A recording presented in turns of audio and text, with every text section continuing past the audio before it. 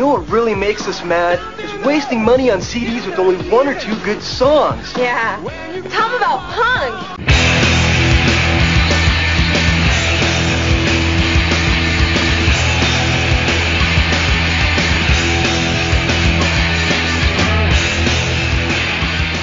What's up, posers? Welcome to Punk Lotto Pod. I'm your co-host, Justin Hensley.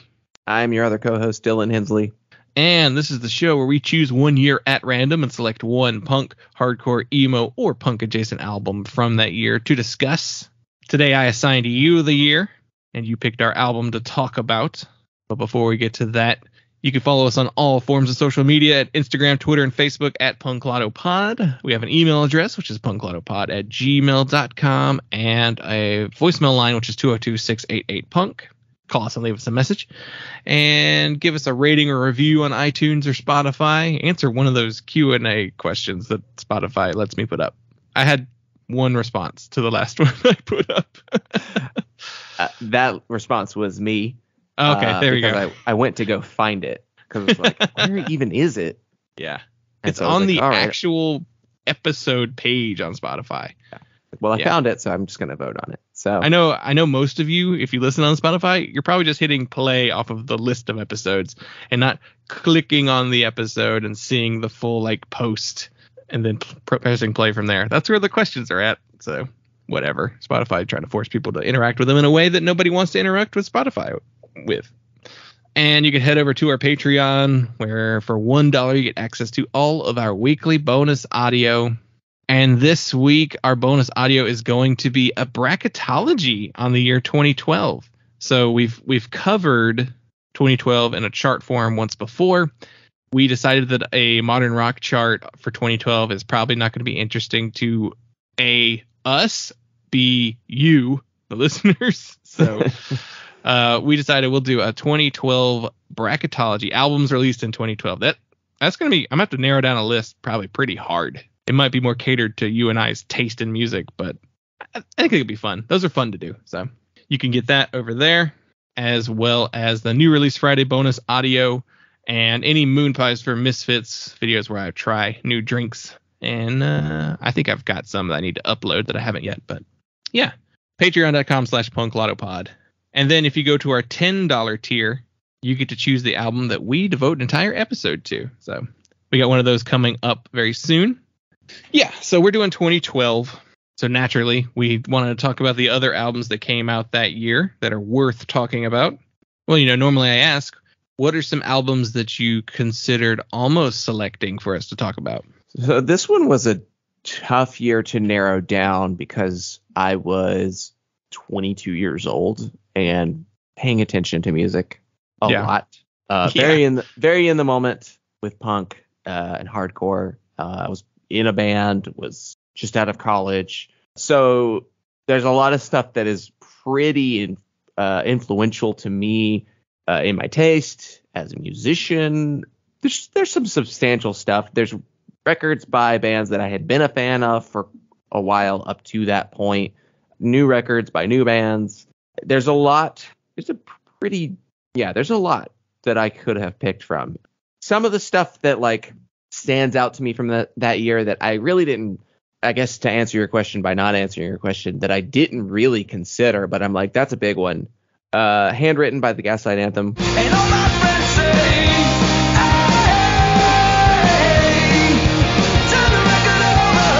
We've talked about the Gaslight Anthem before. It was kind of like an immediate disqualification of just being like, we've done one of their records before and we've talked about them a lot. And I have talked about this record too.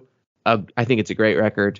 Similarly, All We Love, We Leave Behind by Converge came out in 2012, which is another record that I was like, love that record.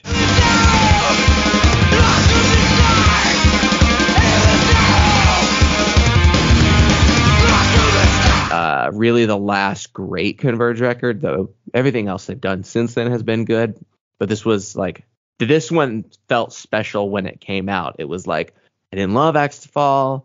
How is this one gonna play? And being like, wow, this is sick, front to back. This is a great Converge record. Definitely one I would come back to a lot. But I was just like, it's not of the Converge records that we could talk about. It's not one I would prioritize. It's also one of those bands that I'm just like, somebody else is going to pick Yeah. some classic Converge records at some point, and we'll say a lot about them then. But We did almost do one too, and it never got rescheduled. But yeah, we were about to do one of theirs.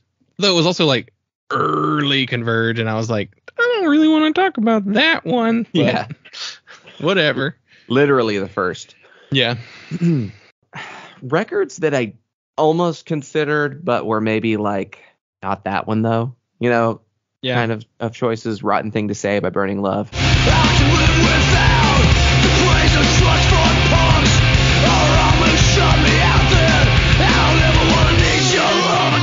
Good record.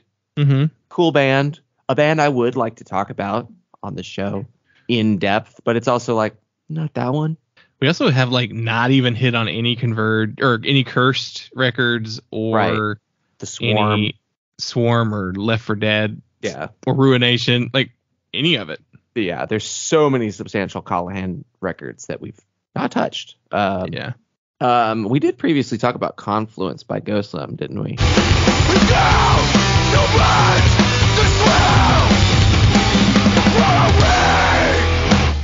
We did.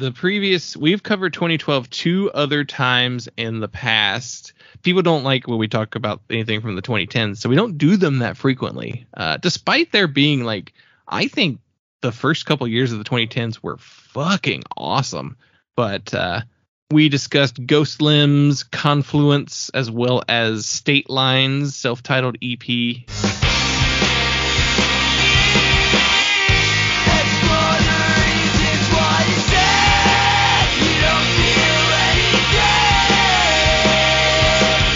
And then we did, on episode 123, John K. Sampson's Provincial. As I stand before an unresponsive automatic door, just another door that won't open for me anymore. We did that with Camp Trash. Right. Oh, that's right. We did the Ghost Limbs episode with Paul DiCiccio at Tor Johnson Records as well. So Yeah. yeah. So we've covered it only twice. And like I said, that was 2021 when we did that. 3/31/2021. So it's been literally 2 years Yeah. since we've done this year. The records, but there are 3 records that I narrowed it down to that I sent you that I was like, which one should I pick? Which you were actually the one that narrowed it down, the selection. And I was like, that's where I was leaning anyway. So, Yeah. but I sent you When I Couldn't Breathe by Sundials.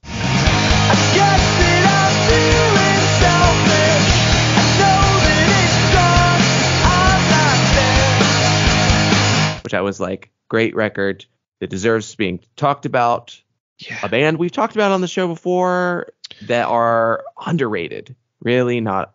Never really got their chance. We covered them with their split with Sprainerd, which Yeah. is weird that's the only time we've done Sprainerd and Sundials was a split 7-inch they did. But I just kind of was like, it's really obscure, and it's one of those records where I feel like we could also kind of like run out of gas mid recording and just being like, what else? Well, I saw them in a house. Yeah, that it would just turn into us like talking about all the times we've seen them at Fest, We saw them in Greensboro. I bought that Mr. Burns Sundials shirt. Yeah.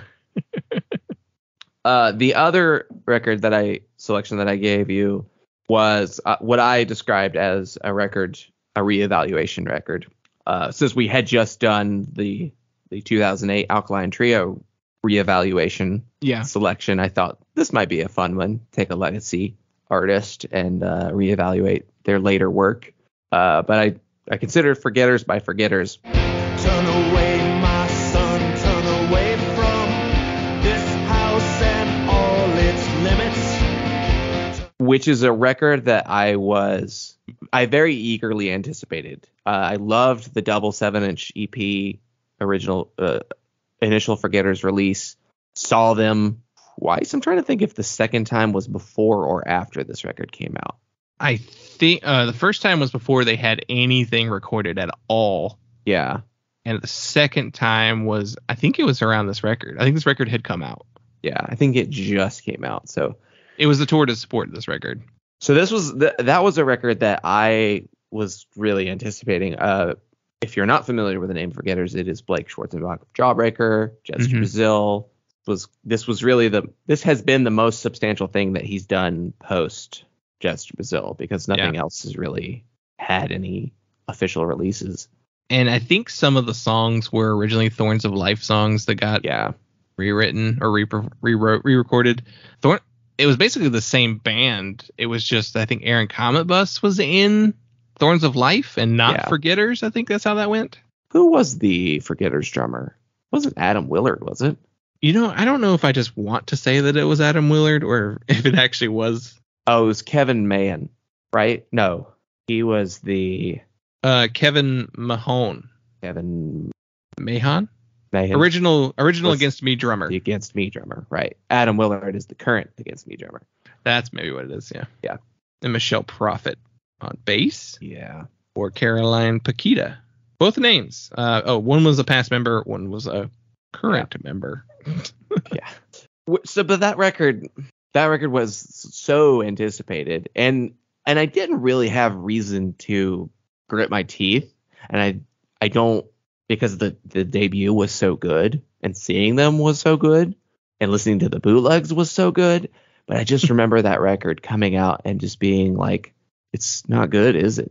See, I must have been in the minority because I thought that album was great. Maybe we should have done this record talking through, but I remember going, I love this album, and I also thought everyone in our little group liked it. But I also remember later everyone kind of being like, yeah, Forgetters wasn't good, or it just didn't stick, and it felt like a struggle to get into it. Strike. Well, the iron is hot. Maybe it was just a little cheesy. Yeah. Professor Blake. It's got Lie Artist, I'm Not Immune, Hoop and Swan, which is excellent. But it also has Ribbon Head. Ends on 6.5 minute. Oh, Ribbon Head. Don't they cut that on the LP? They cut something on the LP. Probably Ribbon Head. It's too long. It was just a record that I kept trying to get into. This is how I remember it, and it really just never clicking other than a handful of songs. So that was I was like, well, maybe this one should we chew on this one?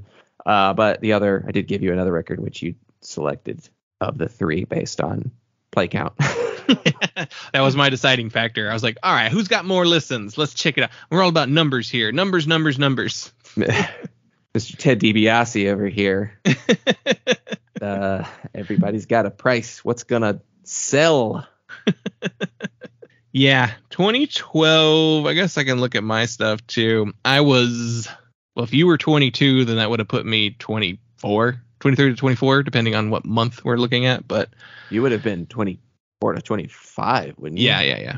So then 2012, I started my job that I am still at. Oh, shit. I was already working at the place that I would work for nearly 11 years. I kept saying, like, man, I've been here 10 years. And then I did the math and I was like, no, I'm going to be there 11 years in June, though not much longer. Got some good news this week. That's all I'll say for now, mainly because I don't want them to go, oh, we don't need you anymore. Sorry, you can go ahead and go. It's like, oh, no, don't do that. Let's see. 2012. We are still, what are we? Peak emo revival? Is this peak emo revival? Or are we already waning in emo revival at this point? This is, what do they call this period? I'll say this. This is what the plebs call the peak of emo revival. When anybody who really knows that we were talking about Algernon Cadwallader in 2008. So yeah. This is New Gaze. Yeah, that's right. Era 2. This is floral green title fight era. So we're already moving past emo.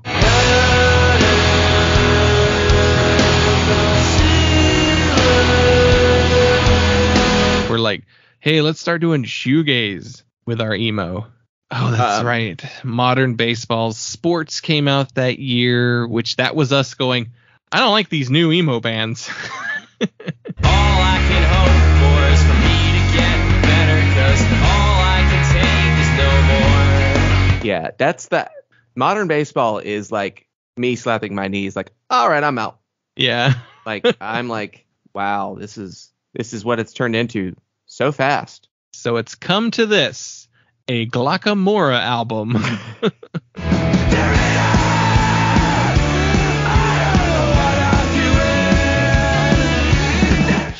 Just Married by Glockamora. Which is, so Glockamora to me was like kind of an obscure band, right? When that came out, they were like mid-card, right?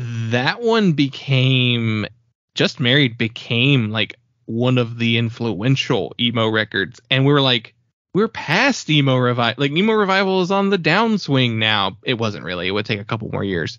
But it felt like we were already on the downswing of emo revival.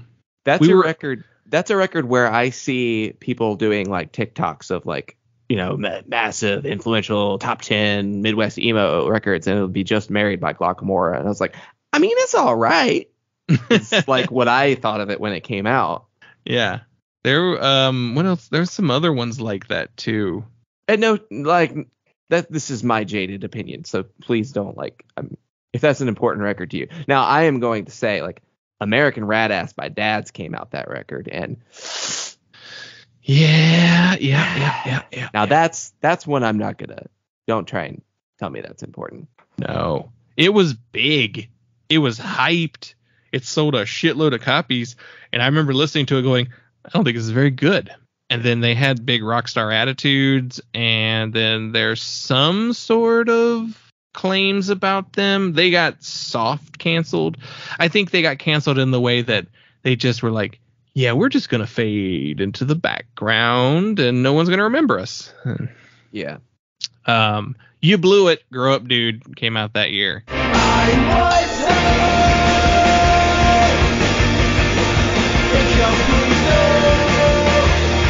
And I remember listening to that going, this is boring. It spawned our You Blew It running joke of many years. Yeah, we were watching Dillinger 4, and there's guys next to us. They were like, they leaned over to each other, and one goes, you want to go see You Blew It? Yeah, and let's go. Yeah, let's go. It's like the Girls in the Hills Alkaline Trio sketch. Let's go get sushi. And then that turned into just Dylan and I going, you blew it by leaving Dillinger 4. Where else are you going to get this quality of stage banter? Come on. Because that, as amazing as Dillinger 4 is, you come for the music, you stay for the banter. Because the banter is A++ quality grade banter. So good. Yeah, I mean, that's the emo stuff. I tried to think of like what else I could have been into at the time. I was still doing some hardcore stuff for sure. The two that are actually back to back on this chart would be Code Orange Kids, Love is Love, Return to Dust.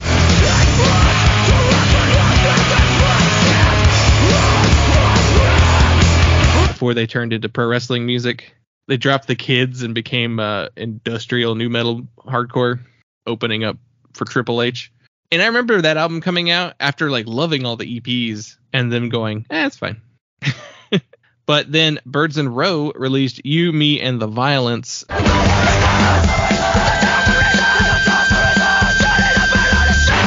Also that year. And they were a Belgian hardcore screamo-y kind of band. And I was disappointed with that album too. It was weird. It was like these bands that I was like super hyped on all their EPs. And I was like, once the album got there, I was like, no, I'm kind of over it already. I don't know.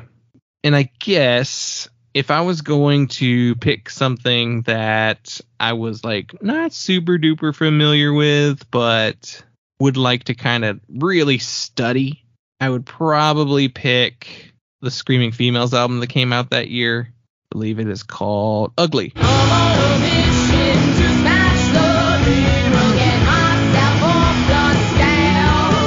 Yeah, which I think was kind of a breakthrough record for them. It got them attention. So how early in their discography is that album? That was like halfway. I forgot they started like 06 as their first record. They go so much further back. Yeah. Yeah, Ugly, I think, was a breakthrough for them. Maybe Castle Talk, but just saw them live. Fucking incredible. Marissa, maybe one of the best guitar players I've ever seen live. Just absolutely stunning guitar player. And she sings in that super powerful like vibrato that she has. It's the Marissa Paternoster like show whenever you go see Screaming Females, because she's doing everything. And her banter between songs, she played like 40 minutes straight without talking to the audience, and then finally like said something because she was like tuning, saying like you can go to the merch stand. Like she's very like super quiet, soft spoken, and then just has like this powerful ass voice. It's just funny. I guess she's trying to save it. I'm gonna talk down here. Don't dry out talking. Yeah, so that probably would hit that up. Before we get into the record, there's one other thread of punk adjacent music that I feel like is something that should be highlighted, and I'm trying to remember. So there's like 2 Parquet Courts records in 2012. There's 2? Yeah, I don't know what the other one is. It's probably like a jam record or something. The first record, American Specialties, came out the same year, but I don't know what it. Ooh, it's got a 2.91. Yeah, it's not well regarded. Light up gold. People love. Yeah. And I remember that band starting because of the Daniel Stripe Tiger connection. Mm-hmm. And I was like, I don't like this. Yeah. This is not interesting to me. Yeah. I'm trying to remember if this is up in the top of the charts, and I understand why it is based on who it is. I'm trying to remember if I heard the name King Gizzard and the Lizard Wizard in 2012.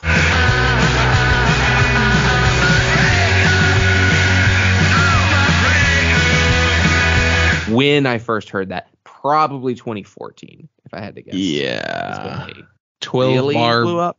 12 Bar Bruise was the album that came out that year. This feels like a retroactive, like all the internet stoners really like King Gizzard. 24. So their first 4 records have like 3,000 to 4,000 ish ratings. I'm in Your Mind, Fuzz, the 2014 record, has 10,000 ratings. So it was probably 2014 when I first heard of them. But we're getting into that, and I think it's worth mentioning that in 2012 we're getting into that psych, stoner, indie rock, slacker rock, noisy, garagey stuff. It's kind of really defined indie rock for the last 10 years. So yeah, the type of bands that spun out of DIY music that get reviewed in Pitchfork is really what we're talking about here. Like some Ty Segall records. Mm-hmm. Yeah.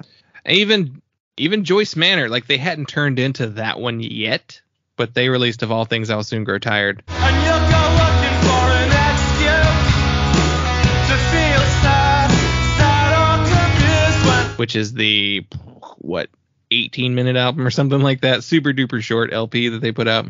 And I remember being like, yeah, I'm done with these guys too. At that stage. Yeah. Someone asked us once a long time ago, it's like, what's the deal with your hate about Joyce Manor? And I'm just like, I don't know what it is. I don't like hate them. And I liked the early stuff. I think the answer to that question is more often than not, you had to be there. Like, it was the time period. It was like, this band is blowing up. They're huge. Mm-hmm. And like in the case of Joyce Manor, you liked where they started, and what they were putting out that everyone else was loving was like, where they're blowing up is like not that good. Not what you liked about them. Yeah, and I even remember having a conversation with one of our friends who was in a band. I don't want to blow up a spot. And I remember him going, I don't get why people like that band. Yeah. I did the voice so you could remember who I'm talking about. I know who you're talking about. But like, yeah, I don't get why people like them. He's like, I can't get it. I can't get into them. And even then I was like, I like them because I liked the Constant Headache and the split with Summer Vacation, which I say it every time Joyce Manor comes up, but I'm going to say it again. Joyce Manor stole their entire sound from Summer Vacation, and they admitted it. Yeah, So, fully admit it. So fully admitted it in interviews. you should go listen to Summer Vacation. Summer Vacation were fucking awesome. And then Winter Break later. But yeah. So that was always my like, but the ones they're copying are right there. And like, they even told you to go listen to them. But yeah, that, I guess 2012 we're doing we're still past that too, really. The Bay Area blow up, where the Bay Area got real big because Lauren Records really turned into a thing. Recess, I think, was doing really well at the time. It was the last time anyone could afford to live in the Bay Area. Well, I mean, I guess you could still live in it. People could still afford to live in like San Jose and Oakland. They were all San Jose bands. Yeah.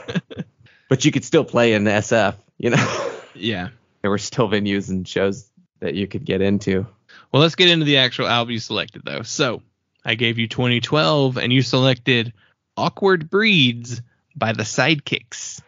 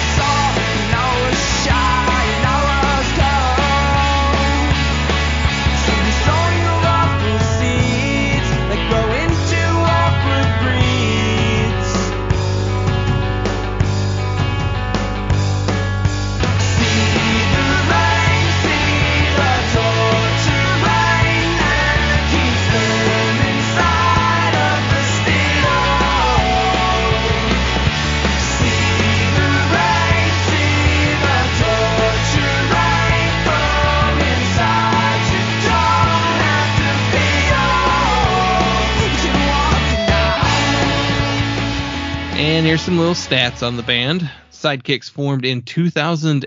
That can't be right. I guess it is. They formed in 2003 in Cleveland, Ohio.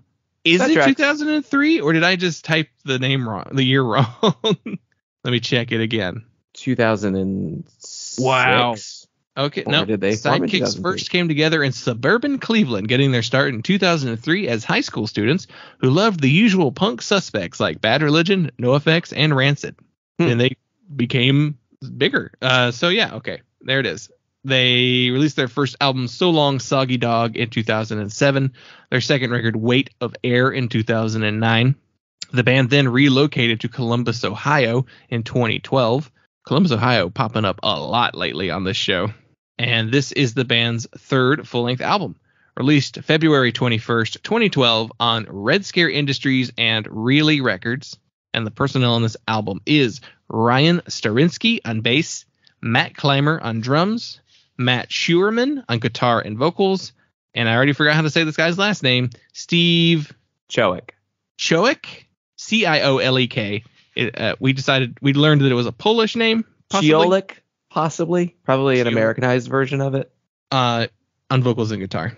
I could see Ciolek being a pronunciation, but sorry, Steve, if you're listening, we got your name wrong. And this was the band's first album with bass player Ryan Starinsky, who replaced founding member Josh Henry, and would be drummer Matt Clymer's final album with the band. So the same year that Red Scare put this album out, they were putting out Brendan Kelly and the Wandering Birds' first album.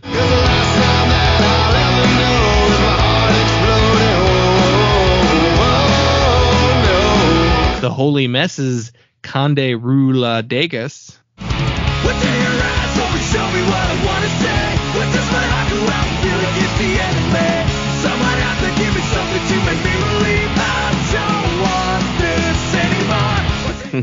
Masked Intruder's first album. Stick 'em up, stick 'em up, stick 'em up. I got a knife, motherfucker, stick 'em up. And Sam Russo's album Storm. Soaked to the skin with factory rain. And then Really Records, which I think that's a Rosenstock label, or it's tied to the label, because there's tons of bands that he's been involved with that put records out. But they put out Hard Girls, Isn't It Worse that year. Well, today is just a stopgap for tomorrow. I was holding out, I was hoping. So kind of gives you an idea of what they're working with. To me, it's weird the Sidekicks are a Red Scare band, though. Yeah, from the beginning. First 3 records are Red Scare records. Which actually, if you listen to the first Sidekicks album, it sounds like a Red Scare band. Yeah. So it's just they evolved their sound and stayed with the label. Yeah, when they started with Rancid and Bad Religion influences, the Red Scare thing makes more sense. But this record, this being like a Really Records, it being like, oh yeah, like Hard Girls, label mates, kind of, that makes so much more sense than Holy Mess, Masked Intruders. Records. That's Red Scare. Yeah. All right. So where do you start from with the Sidekicks? When did you start listening to them? So on and so forth. So I think I became aware of them on this record. This record came out. It's kind of an instant success. Like, I feel like this is the blow up record for them, which I think is substantiated by where they go after this. They do follow up with their next records on Epitaph. So I think that tracks. I want to say that they did they do a split single? They did. That might be time period. That's my introduction to the band, so I could do that there. They did a split 7-inch with Tiger's Jaw in 2011. 2011, that's right. And this was during that time period where I was still listening to everything Tiger's Jaw was putting out, because the band was still a full band at that point. And I remember that diminishing returns from everything after Self-Titled. I remember Balance of the Composure split came out that everybody was hyped for, and going, it's pretty good. It's just a split though. It's just a split. It's just a split. And then they put out Two Worlds and going, I don't know if I like this or not. And then just like the 7 inches that came out after that, and I was just like, I remember when this 7-inch came out, and I went, I think I like the Sidekick side better. Yeah, I distinctly remember liking the Sidekick side better than this. Yeah. They do a cover of Angels Want to Wear My Red Shoes by Elvis Costello. Yeah, I remember listening to this, and I think that the Tiger's Jaw side of this drags the Sidekicks down. Like, having that introduction to them being a disappointing Tiger's Jaw side of a split made me be like, well, the Sidekick side's better, but it was like, it's not that much better. It was kind of like where I landed on them.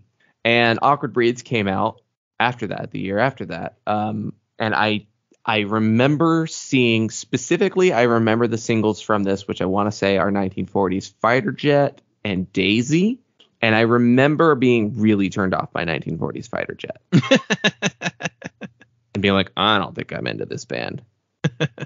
And so this was just a band that passed me by. Like, I just kept seeing this album. People loved it. And I was like, I'm not going to do it. Whatever.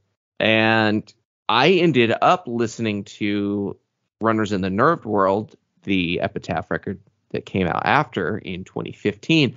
And that is a record that benefited greatly from being released early in the year because there was nothing new. Yeah. And I listened to that record because I was like, well, I know who they are and it's something to listen to. There's nothing else out, and really enjoyed it. I was like, this is really good. Like, I've been wrong about this band.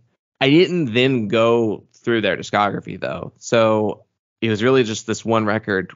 I listened to it a couple times that year, and then I really didn't pick it up a thread on them, and I didn't explore any of their other discography. But over the years, because of the bands that they were adjacent to, they would occasionally come up on like Spotify radio recommended songs and things like that would pop up, and I would hear stuff and I would go, that's pretty good. wait, do I like the Sidekicks more than I thought? So that kind of leads ultimately to why I decided to pick it for this episode, which was like I've had this growing, like very slow burn reevaluation of this band that I kind of wrote off in a moment as a 22-year-old to be like, all right, well, this is the one. This is the record that I should sit down with and say, like, is this a good band? Do I want to explore more of their discography? If there's any record by the Sidekicks to listen to, I think this is the one that most people would say. So, yeah. Besides the two songs on the Tiger's Jaw split that I had listened to, I checked my last FM just to see, like, what if have I listened to them before? And apparently I listened to So Long Soggy Dog at some point. I don't know when it was I listened to it, but I had listened to that album at some point. And I revisited some tracks from that today, and I was like, oh, I said that record sounds like a Red Scare record, and it does. It's like hot water music inspired pop punk on a record label next to the copyrights. Like it's that kind of band. And yeah, it's like, oh, okay, I get it. They're the band too. There were a lot of those during that time period. And so I was like, okay, that's my Sidekicks information. I don't think I listened to anything else by them before this record, though. I knew that they had gone in that same route as the Menzingers and like even like a post Gaslight Anthem inspired band, where like the Heartland rock sound was entering into punk rock. It's the arena-fied punk rock.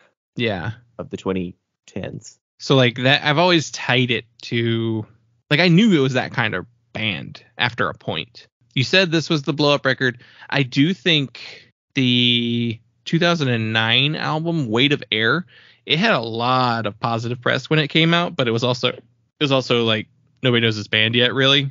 It was like Punk News's #1 album of 2009.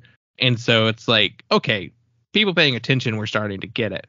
And Awkward Breeds is probably the one where it was like, Weight of Air is the one where the critics like it. Like, oh yeah, like people in the know like it. Awkward Breeds is the one that comes out because everybody read all the positive spin on Weight of Air. But it was also like 3 years later too. Like they took a long time writing this record. Yeah. They toured with Tiger's Jaw, Man Overboard, the Menzingers. Yeah. Bands like that during that time period. So they were a band that you were aware of for sure, just by being the supporting slot band. And they got lumped in with the emo bands, but I don't know that they were ever an emo band. Like there might be some elements on that record, but like I said, the first record is much more Florida, Gainesville, boardcore type punk stuff. So unless that record, the second record, has more emo tendencies, I think it was just a matter of they just toured with a bunch of emo bands. Maybe not being from Philly kept them from sounding like all the other emo bands, because man, all those Philly bands started to sound the same after a while.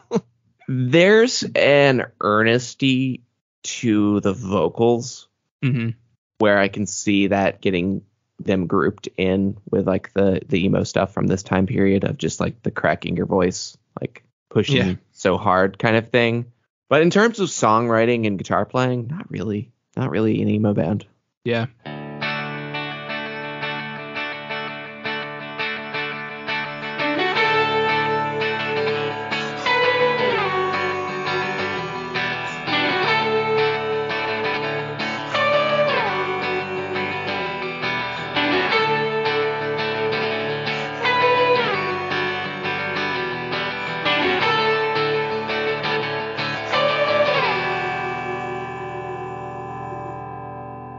Forget the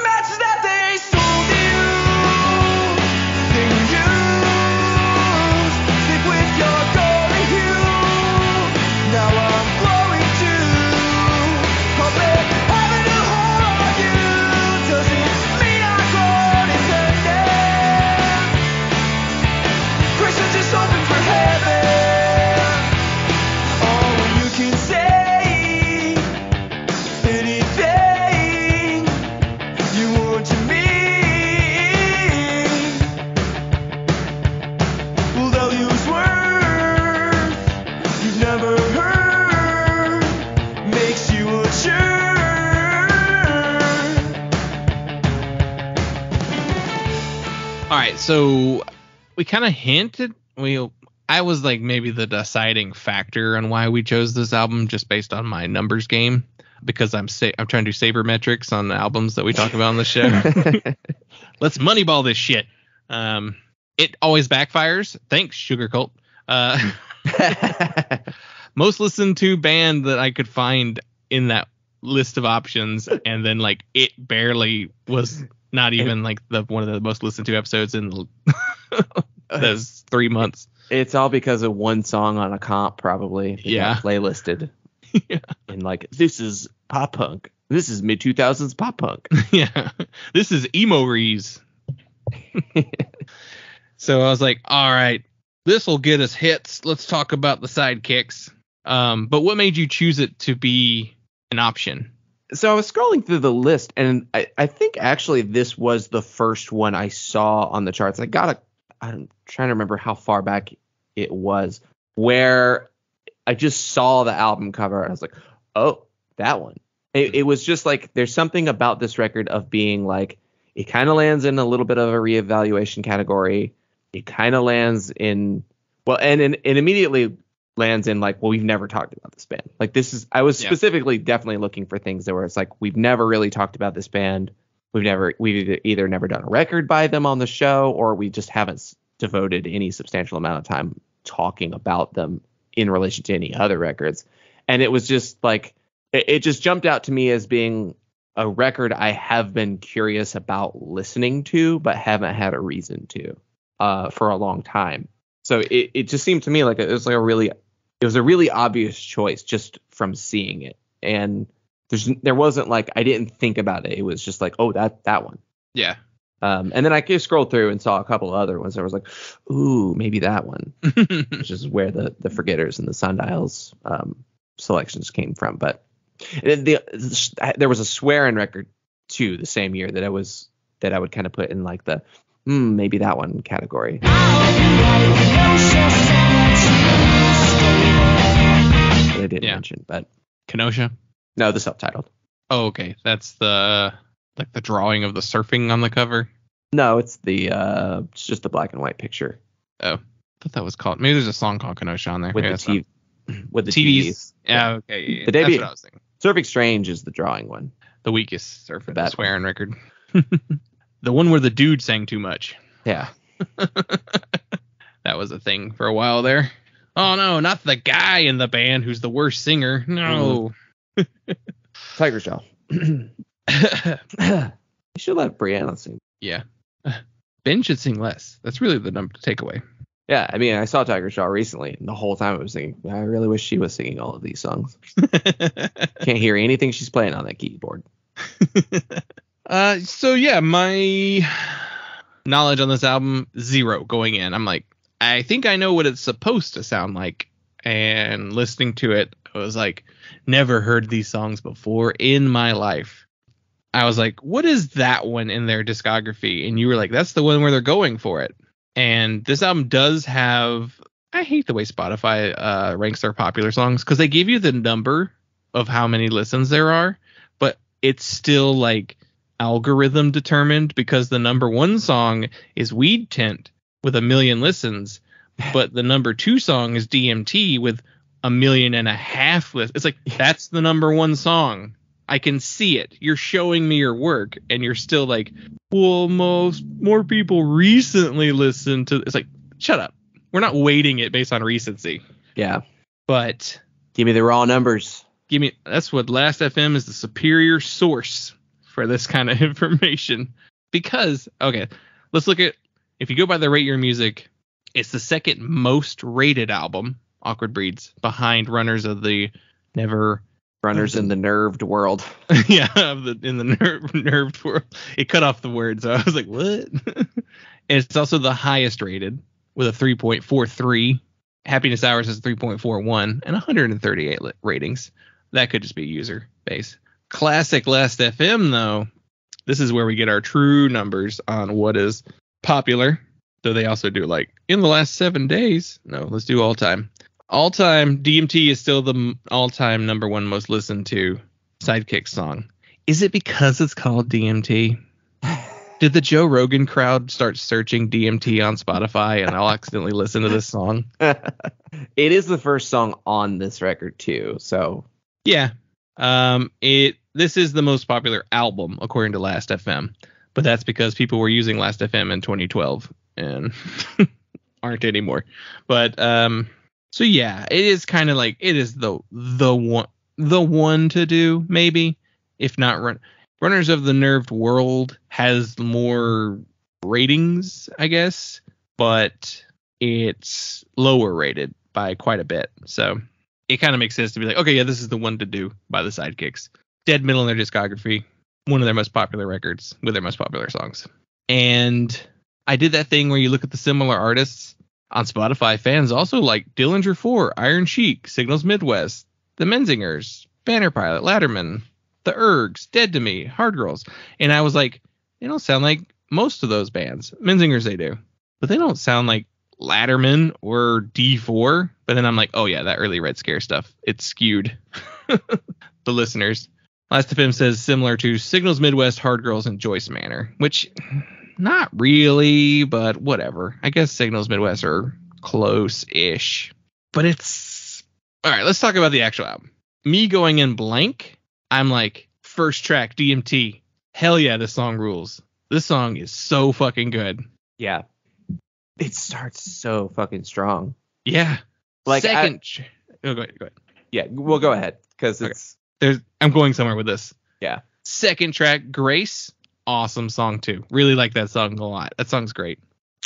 Track 3, Peacock. I'm like, you sing the first 2 words of the song are peacock. Stringing out the word peacock sounds weird. And I was like, this song's okay. And then Incandescent Days comes out. I'm like, this song's okay. And then 1940s Fighter Jet comes on. I'm like, I don't really like that one. And then I'm like, is this just a 2-song band? Then we get to the Whale and Jonah. I'm like, I like this one. 9th place I like. And the rest, I do not like Looker. They tricked me. They put the acoustic song earlier than the final track. But... And then Baby Baby and Daisy. And I'm like, oh, okay. This is a 2-song record for me, really. The first 2 songs. I was like, solid. Hey. There's like a little crest in the middle where I'm like, I like these songs. And they lose me at the end again. But yeah, I'm curious what you thought of this one. So I really liked it. I really liked it pretty consistently, with the exception that 1940s Fighter Jet, the way that it starts really still doesn't work for me. And I didn't care for Looker. I didn't think that Looker was a good song. But DMT's great. Grace is really good. I think Peacock's fun. I think it's fun enough. And I really enjoyed Incandescent Days. I thought Diamond Eyes and The Whale and Jonah and the 9th place are all pretty solid. I think it's solid enough around the middle in between the 2 weaker songs, but not like spectacular that I can see how it loses you. Mm-hmm. But I think it ends great too. I thought Daisy's an excellent song, one of the best songs on the record. So I'm surprised that you said they don't sound like Latterman, and I got so much Latterman listening to this record. Really? I don't get any Latterman in this. It's so anthemic. Like every song is just like, whoa, like, kind of melodies, very Latterman-y melodies. I can absolutely hear that, like that Latterman influence on this record. You know what I think it is? What is it? I get a whiff of the Beach Boys that it just smells like the Docks, and it just like, I don't like this. He's got that high voice. Yeah, and there's a lot of harmonies too. Yeah, and I'm just like, when you get, I figured the high voice would be the biggest sticking point for you.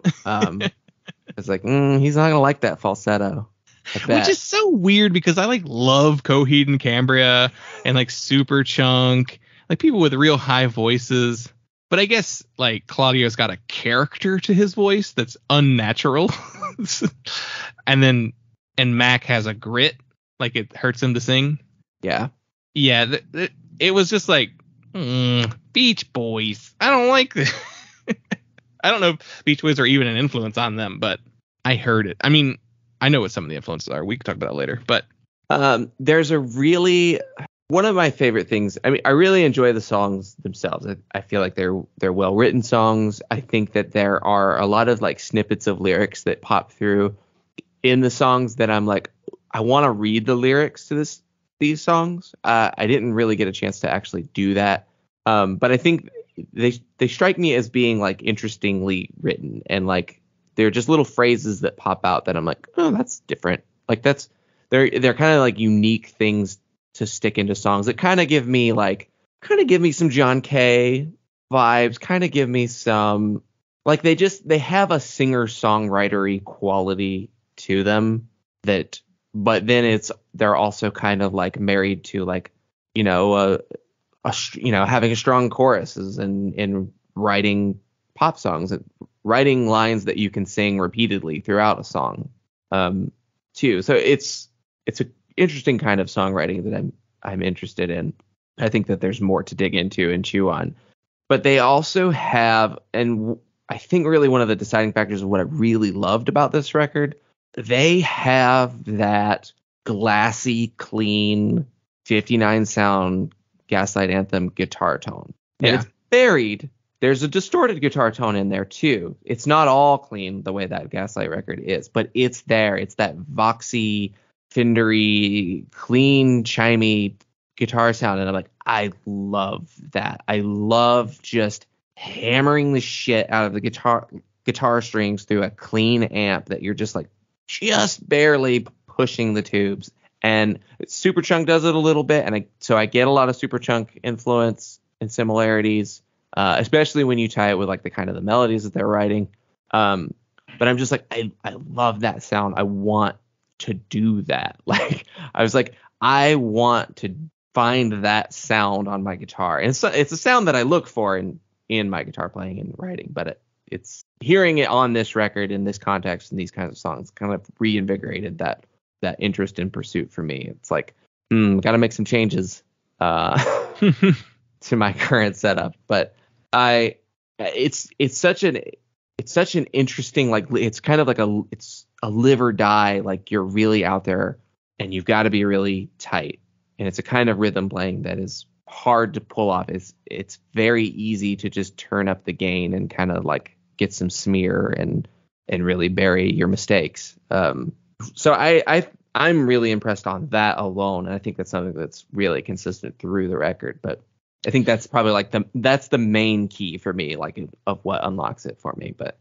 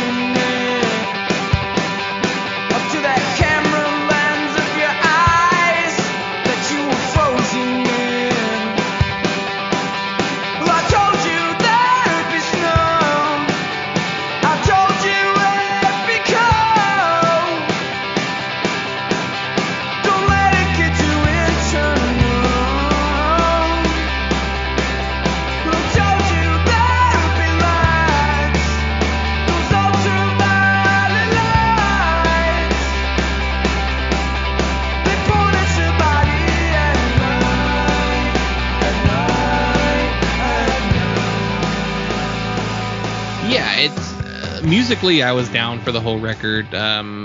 Even like songwriting wise, I was into a lot of it. It was maybe just the choice in the vocal melodies that I decided that I was just kind of like, but nothing's bad. I mean, there's nothing on here that I'm like, this is terrible. Because even like the song I like the least is the acoustic song, and like I still gave it like a 3, because to me a 3 is just, hey, it's solid.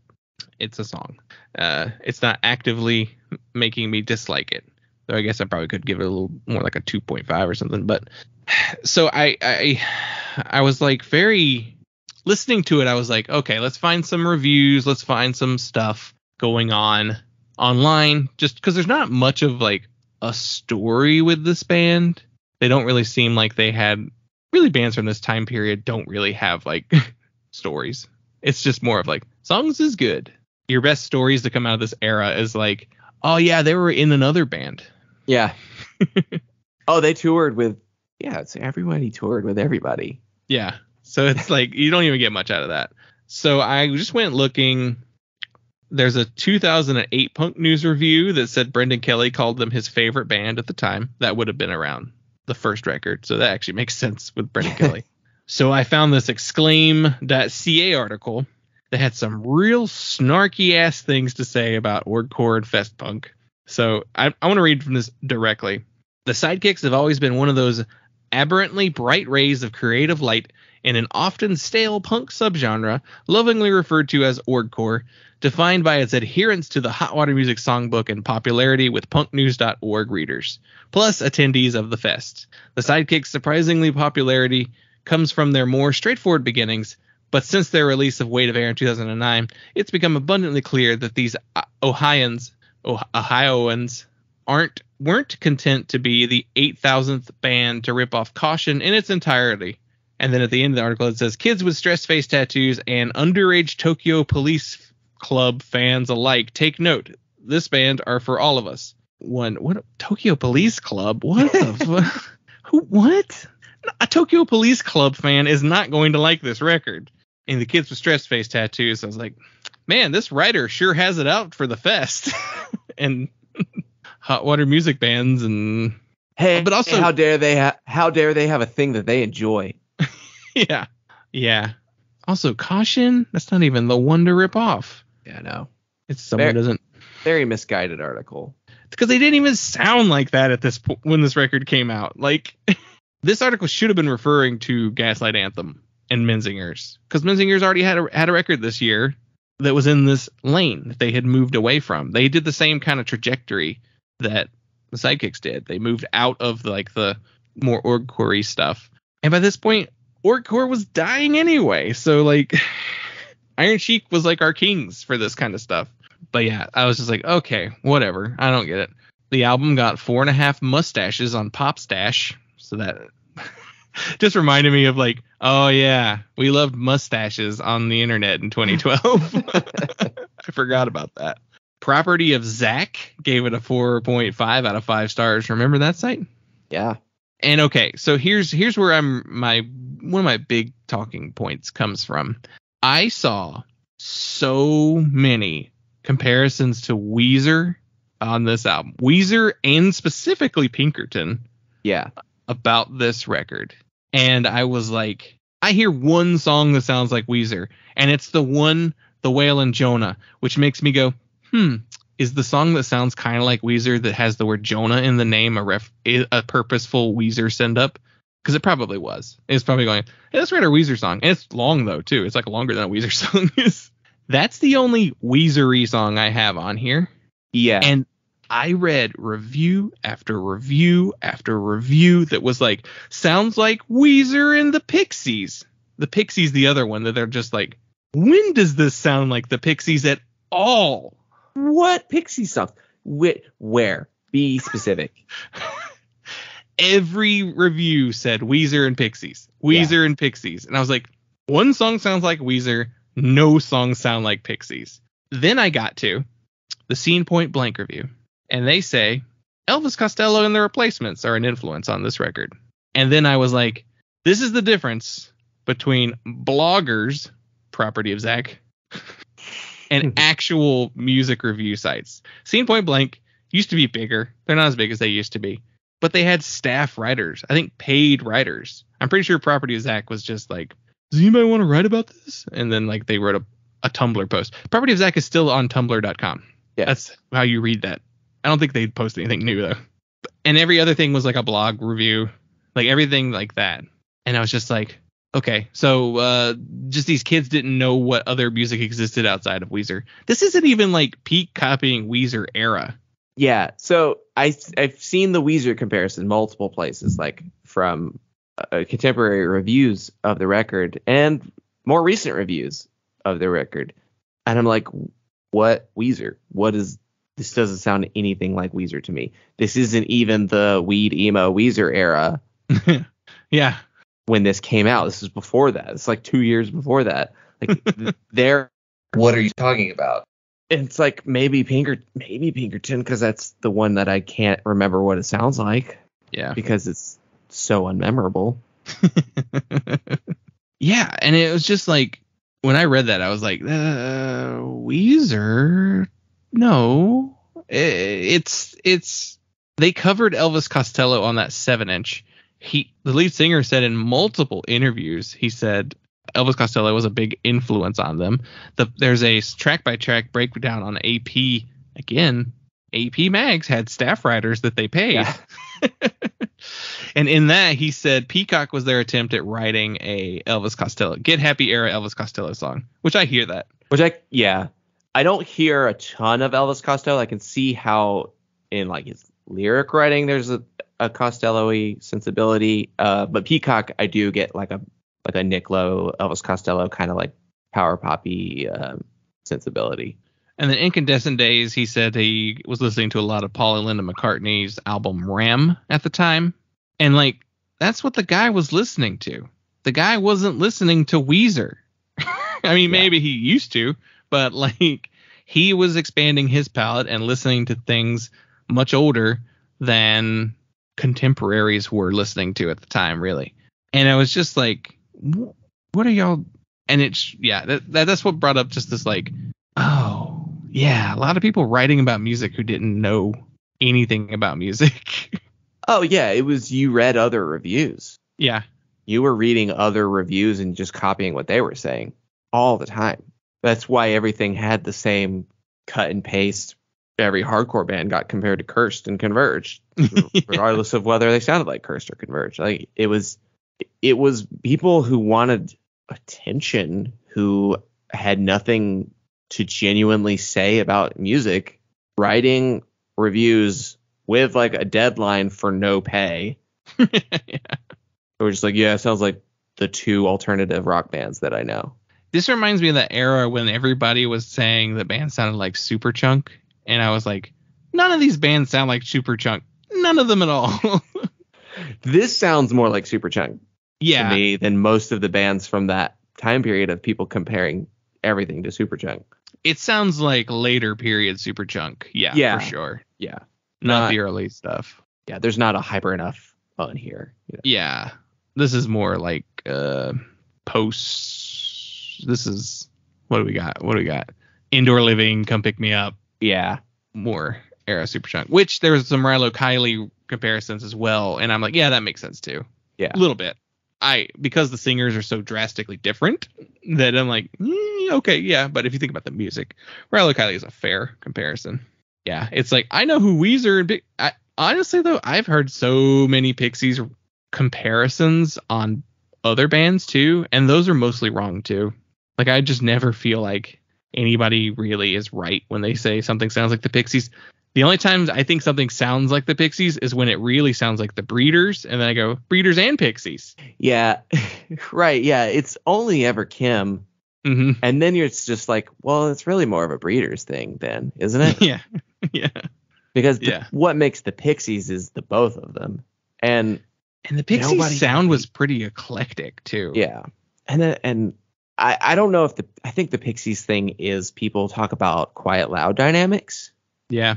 I think that's the biggest comparison, or like noisy poppy.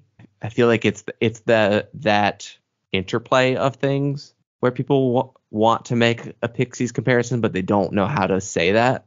Yeah. Because if you're saying like quiet loud, there's definitely like a quiet loud thing to this band. But I also feel like that's just good. It's just good songwriting. Yeah. That's just good song building. It's that's good tension production. and release. It's yeah.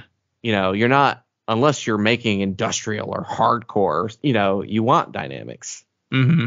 And I mean, I don't even think that there's even like such extreme dynamics on this record, with the exception of like the two songs I like the least. Yeah, I will say that is the interesting thing going on for 1940s Jet Fighter is like it starts as an acoustic song, and then like builds up to like full band by the very end of the song. Like the full band doesn't really come in until like the last 30 seconds of that song. And so like that is at least an interesting songwriting technique. I didn't like the song that much. I think that half star, that quarter star I gave it was the because they did something interesting with the song structure by making it full band by the end. Yeah. Because if it had been acoustic all the way through, then it probably would have been a solid 3 or 2.5 or something like that. And yeah, so like Sidekicks were a band that I think were more important than you realize to a lot of people. I think they stood out for lyrics freaks. You know, people who are just like obsessed with lyrics, and like lyrics are the thing that they pay attention to the most when they're listening to music, and the type to get lyrics tattooed on them, you know. Yeah. Quote them as their away messages on AIM, you know, your Facebook statuses. I guess that's what we were doing in 2012. And so I've always felt like, oh yeah, they have I don't think it dawned on me until maybe in the last like 2 or 3 years how much people really loved the Sidekicks, and people who were into them just absolutely loved them. And because they just played their last show at the very end of 2022, like December, I think. They actually were just like, yep, we're done as a band, which it had been a couple years. Like their last record came out in 2018, and most likely everybody had just moved on. They probably paused when the pandemic started, though I don't know how active they were between 2018 and 2020, but I could see the pandemic being the thing that like it put them on pause to the point where like everybody just moved on with their lives and started doing everything, you know, different stuff. Yeah. And so it's like, yeah, let's lay it to rest, because they never actually broke up during that time period until the very end. So it's probably just a so long farewell. Here we go. And when I saw that announcement, like a lot of people were like, oh man, this band means so much to me. They're calling it quits, you know. So I think the Sidekicks might be one of those bands that probably deserve more appreciation and respect than they get. I feel like they're more just overshadowed by bigger names in the scene doing like relatively close stuff. Yeah. You know, they got on Epitaph, and I kind of described this as being a record that they blew up on, but I think it's still not a very big blow up. Mm-hmm. I think that they got on Epitaph probably on the label probably saw them as bankable. I think they had a consistency and a good live show. From everything I've heard, they were great live. And I think they probably did well touring, that you could count on them moving records. So I really think that they got up to that level, which is probably like big indie level, I think is where you would rank them. And just based on consistency, that they were at that point, a dialed in band that could put out solid records and could tour and play well. That there's really no reason for them to fall, but that they never really had anything else that was like, there was really nowhere else that they were going to go. They weren't going to go up to a major. Yeah. It's kind of hard to imagine that they would have something come out that would be like a TikTok sound, or, you know. They don't seem like that kind of band. They don't seem like those kind of songwriters. Yeah, they were on Epitaph for the last stuff, and yeah, the best they could have maybe done would have been to bump up to Anti, but like probably not even that. Yeah, not with this band. I feel would it make project, much of a big difference? Yeah, for them to even make that move. Yeah, and I do think living in that mid-level rock band world is an interesting spot to be in, because while they could lose some of their punk edge, they're not turning into an indie rock band, really, to me. They feel more indebted to 70s and 80s, like Replacements, Springsteen, you know, Heartland music than what indie rock became in post-2000. What I really connect to this band to also, I think of the Warriors in terms of similar songwriting and kind of similar level of band, like of just being like kind of in the middle of really not a huge band, but a steady band. Yeah. Yeah, I can see that. By the way, have you heard any of the new Warriors stuff? Not yet. It's very synth driven, and I'm fairly certain it's essentially a solo record. Yeah. Like, I think Lauren played everything on the record, which before there was more of a band. And I think Warriors are already working on another record, which I think is going to be more of a band. So yeah, my guess is the next Warriors album is a Pandemic album that's finally coming out. Yeah. Yeah. So the band, they're done 2022. They've wrapped things up. I did find on their Twitter, I just looked at the media page. January 1st, 2020. Happy New Year, y'all. We're ringing in the new year by hitting the road with Motion City Soundtrack for 10 dates. And I'm pretty sure that's the tour that got canceled. Or maybe it might have been the tour right before they canceled it. But yeah, because they played in Boston. And then nothing. No shows, no posters, no images that they shared that were for like tours or posters. Now I could maybe dig through the actual posts and see something, but I don't know. So this seems like a pandemic killed the band situation. I believe Steve is in St. Seneca. Is it Steve that's in St. Seneca? Yeah. Or was. I don't know if he's still in the band. Yes, he was on their 2018 record. So he plays hammer dulcimer and marxophone. Oh, so maybe it says he was in the band though. Plus guitar, vocal, bass. Just that's like a weird instrument band. Yeah, which I guess that's maybe that's his focus now. It's hard to say. I mean, I don't know. It's not really a very active band either. Yeah. So they have, I don't know. That may be the thing though. Maybe he's like, there's no money in the Sidekicks, Stan. Let's move over to the weird instrument indie band. There's no money in that either. No. Yeah, I guess I would say if I rate the album, I'm giving it a 3.5. Those first two songs are so good, and then the two songs later on that I really enjoy, and then just the stuff in the middle, I'm like, it's fine. So yeah, I'm gonna go 3.5 on this one. I'm giving it a 4. I really enjoyed this record, and I think it could grow on me to be more than that. It's definitely motivating me to dig through more of their discography, especially Weight of Air, and the last record too, which pretty well regarded. Yeah. All right, everyone. Thank you so much. We'd love to hear your feedback on this episode and the Sidekicks in general. I don't know. Not sure who in our listenership would be big Sidekicks fans, but you never know. There's somebody out there. But yeah, give us all your feedback, ratings, reviews, all that good stuff. Follow us on all the social medias, and then head over to the Patreon. Check out some new audio there.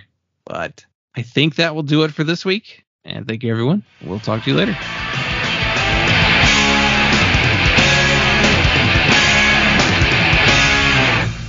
To order Punk, call the number on your screen. Rush delivery is available. Remember, this special offer is not sold in stores.